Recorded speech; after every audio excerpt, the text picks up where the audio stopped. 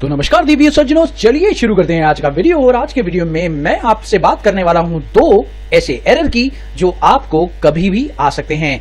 एक एरर जो रिलेटेड है रीस्टोर से, अगर आप डेटा रीस्टोर कर रहे हैं तो ये एरर आप लोगों को कभी भी आ सकती है।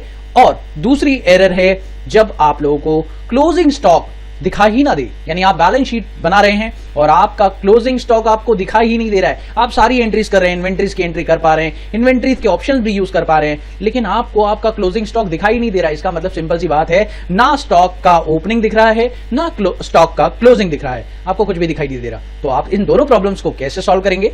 दोस्तों आज की एरर दो हैं बहुत ही कमाल की। पहला एरर जो मैं आप लोगों को बताना चाहूंगा वो ये है कि मान लीजिए कि कंपनी आप ऑफिस से पिकअप करके लेकर आ रहे हैं और यहां पर वो कंपनी आप लोग ओपन करने की कोशिश कर रहे हैं, तो वो कंपनी आपकी ओपन नहीं होगी और आपको मैसेज देगा ओवरराइट का। और इसका सिर्फ एक रीजन होगा कि उस नंबर की जो कंपनी है, आप यहां पे चेक कर सकते हैं कि उस कंपनी का अपना एक नंबर होगा। तो मान लीजिए कि आप ऑफिस की कोई कंपनी लेकर आ रहे हैं, उसका भी नंबर सेम हुआ, तो वो आपको ओवरराइट का मैसेज देगा और आपको वो कंपनी इसमें एंटर रीस्टोर करने नहीं देगा। तो रीस्टोर करने नहीं देगा तो कैसे होगा, आइए दिखाते हैं। ये सबसे पहली एरर मैं आपको दिखाना चाहूंगा।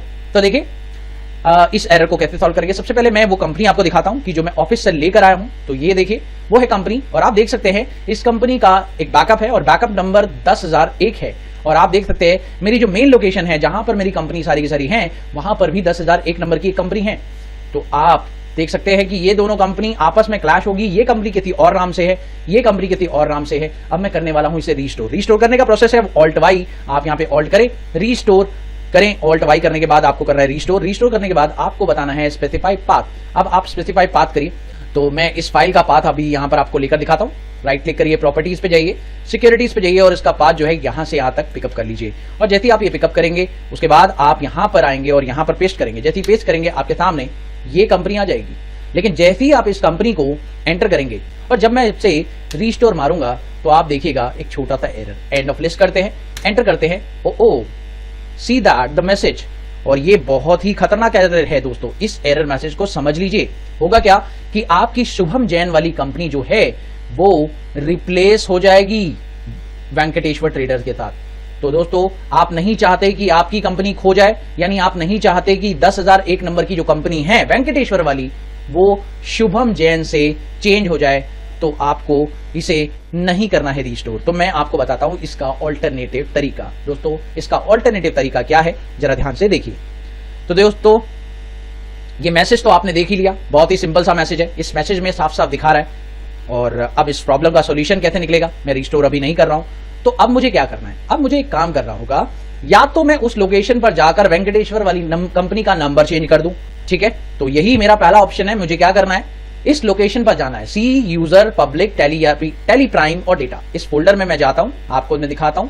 सी यूजर टेली प्राइम और डेटा, इस फोल्डर में मैं गया। ये देखिए यही लोकेशन है वहां पर जो आ रही है, ये देखिए सेम लोकेशन है, यहां पर मैं आ गया। और ये जो 10,000 नंबर वाली कंपनी है इसका नंबर ये लिखा हुआ है, इसका नंबर बदलकर आप कर दीजिए 2। 1 को हटा दीजिए और नंबर क्या कर दीजिए 2। तो 2 कर दिया, 1 प्लेस आपका खाली हो गया। अब आप क्या कर सकते हैं, अब आप रीस्टोर कर सकते हैं। तो चलिए देखते हैं। ऑल्ट वाई प्रेस करिए, रीस्टोर पर क्लिक करिए। रीस्टोर पर क्लिक करने के बाद आप यहां पे देखें आपको स्पेसिफाई पाथ के लिए बोलेगा, तो स्पेसिफाई पाथ पे क्लिक करिए और पेस्ट कर दीजिए। पेस्ट करने के बाद आपने देखा मैंने पाथ पेस्ट कर रखा है। एंटर करने के बाद शुभम जैन को अब आप करेंगे रीस्टोर और एंड ऑफ लिस्ट करते ही एंटर करते ही ये देखिए शुभम जैन आपकी रीस्टोर हो चुकी है। तो अब आप चेक कर सकते हैं, मैं आपको दिखाता हूं। एक बार एस्केप का बटन प्रेस करते हैं और अब आप देखें आपकी 3 कंपनी यहां पर दिखाई दे रही है, यानी 10,000, 10,001, 10,002। तो बस आपको करना इतना है कि एक छोटा सा वर्क आप करिए। जो भी नंबर की कंपनी जो आप रीस्टोर करने वाले हैं उस प्लेस का नंबर, जो भी कंपनी का नंबर हो वो लास्ट नंबर चेंज कर दीजिए। याद रखिए नंबर कुछ भी दे सकते हैं आप, 10,000 दे दीजिए, 7,000 की सीरीज दे दीजिए। मैं ये मानता हूं कि सीरीज का लास्ट नंबर जो भी होगा वो दे दे, बेटर रहता है। तो इससे अच्छा ऑप्शन है कि लास्ट नंबर वो दे दें और जो अभी कंपनी रिस्टोर करने वाले हैं वो रिस्टोर कर लें। इससे आपकी वो कंपनी भी बच जाएगी और दूसरी कंपनी भी रिस्टोर हो जाएगी। अब चलते हैं दोस्तों, इस कंपनी को ओपन करते हैं। दोस्तों दूसरा एरर जो मैं आपको दिखाने वाला हूं वो इस कंपनी में है बड़ा खतरनाक, और वो ये है, आप देखिए बैलेंस शीट खोलते हैं दोस्तों। बैलेंस शीट में आप देख रहे हैं मेरे पास करंट एसेट नहीं आ रही है। ओ आप देखें पीएनएल भी देखते हैं। पीएनएल में मेरे पास परचेजेस सेल्स तो आ रहा है, लेकिन मेरे पास ओपनिंग एंड क्लोजिंग स्टॉक नहीं आ रहा है। एक और चीज देखिए, स्टॉक समरी की बात करें तो मेरे पास सारे स्टॉक की कुछ ना कुछ क्लोजिंग बची हुई है। ये देखिए कुछ ना कुछ स्टॉक की क्लोजिंग है, तो इसका मतलब क्लोजिंग स्टॉक आना चाहिए। मैंने कोई भी ऐसा प्रोडक्ट नहीं है जो बेचा हो, सेल किया हो, परचेज किया हो और वो बचा ना हो। तो आप देख सकते हैं मेरी कंपनी में ओपनिंग भी नहीं आ रहा है, मेरी कंपनी में क्लोजिंग भी नहीं आ रहा है। और अगर मैं और दिखाऊं आप लोगों को तो और चेक कर सकते हैं आप लोग। इन्वेंट्री पे जाइए, यहाँ पे आप स्टॉक आइटम को पर्टिकुलरली चेक करना चाहते हैं, ये देखिए आपका स्टॉक आइटम क्लोजिंग में दिखाई दे रहा है, ओपनिंग में भी दिख रहा है, आउटवर्ड में भी दिख रहा है, लेकिन मेरे पास सिर्फ और सिर्फ एंट्री की अगर मैं बात करूं तो आप देखिए डे बुक के अंदर अगर आपको एंट्री दिखाऊं तो सेल परचेज की ही एक एंट्री हो रखी है और आपको सिर्फ सेल परचेज की एंट्री यहां पे दिखाई दे रही है, लेकिन आपको और कोई एंट्री क्लोजिंग स्टॉक से रिलेटेड एंट्री नहीं दिख रही। अब ऐसा क्यों हो रहा है, इसका सिर्फ एक ही छोटा सा सॉल्यूशन है और वो है F11। आप F11 प्रेस करिए और आपके सामने एक फीचर आ रहा होगा मेंटेन इन्वेंट्री। आप इन्वेंट्री तो मेंटेन कर पा रहे हैं लेकिन उस इन्वेंट्री को अकाउंट के साथ इंटीग्रेट नहीं कर पा रहे, तो आप इस ऑप्शन को करिए यस, और यस करने के बाद आपका प्रॉब्लम हो गया सॉल्व। यस करने के बाद अब आप देखिए बैलेंस शीट में आपका क्लोजिंग स्टॉक आना शुरू हो जाएगा।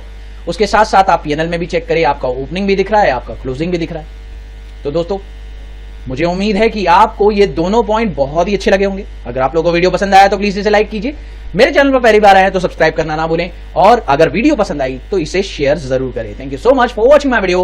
हैव अ वंडरफुल डे दोस्तों, हैप्पी लर्निंग, बाय।